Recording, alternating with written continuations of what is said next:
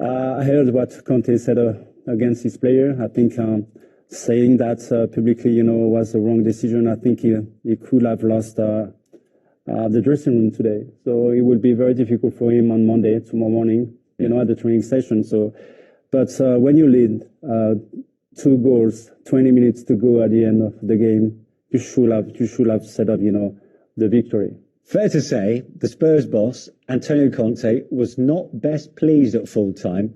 He delivered a pretty explosive post-match press conference. Why? I don't know, because they are used here. They're used here. Don't play for something important. Yeah. And they don't play. They don't want to play under pressure. They don't want to play under stress. Yeah, it's easy in this way. And Tottenham story is this: 20 years that there is the owner and never won something. But why? Only for the fault is only for the club or for every manager that stay here. And I have seen the manager that Tottenham had on the bench. You risk to disrupt the figure of the manager and to protect the other situation in every moment.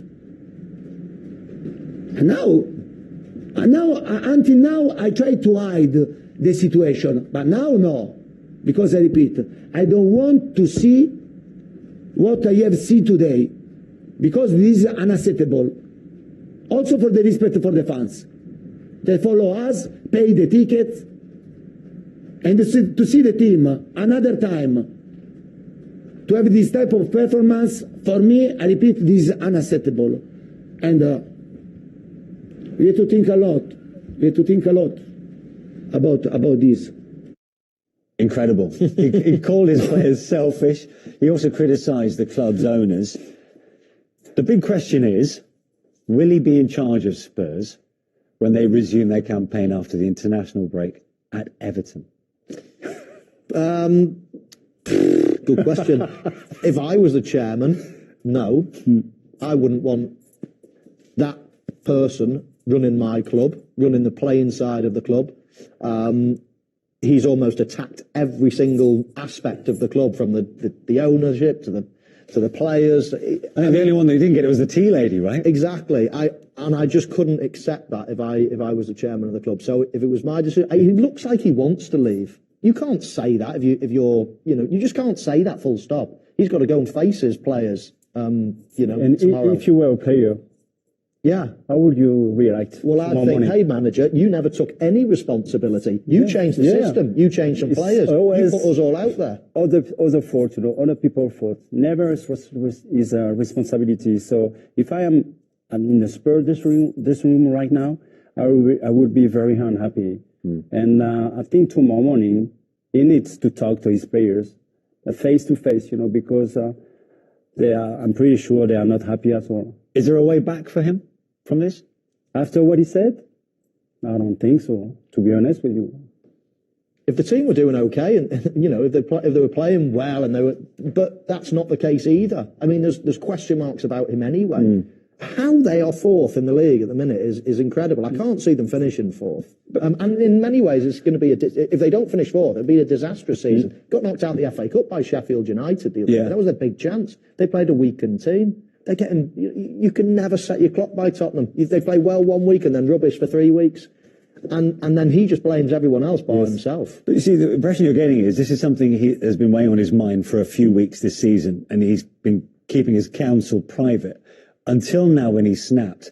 But why would you wait before a 2-week break to do that, knowing your chairman can make a decision in that time? You're giving him a choice. Maybe you have a plan in your head. Yeah, exactly. Yeah.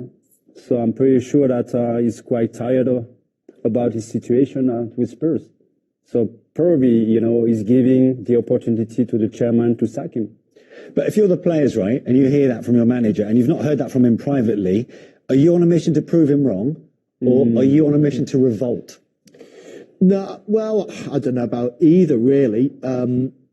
you know, we're not talking with 10-year-old children now. Yes. We're talking adults. And if you've got a problem with us, then you can easily say, it can easily get us together. We're with each other all the time, you know. So it certainly I wouldn't be looking at him favourably. Revolt is another probably the wrong thing, that because it's impossible you can go on the pitch and not try your best.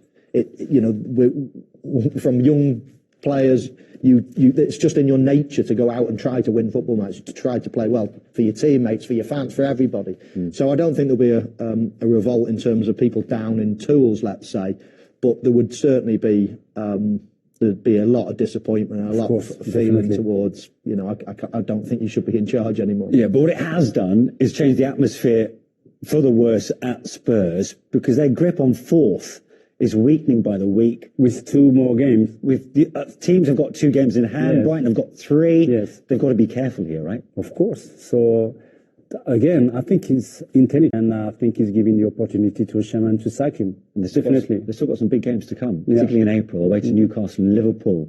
And they've still got to entertain Manchester United as well in North London. And you can never tell which Tottenham turn up, because they've got the curse over Manchester City. I mean, they can play brilliant against them, and then they can lose easy games. So you don't know what Spurs is turning up, and that's the worrying thing for Spurs fans.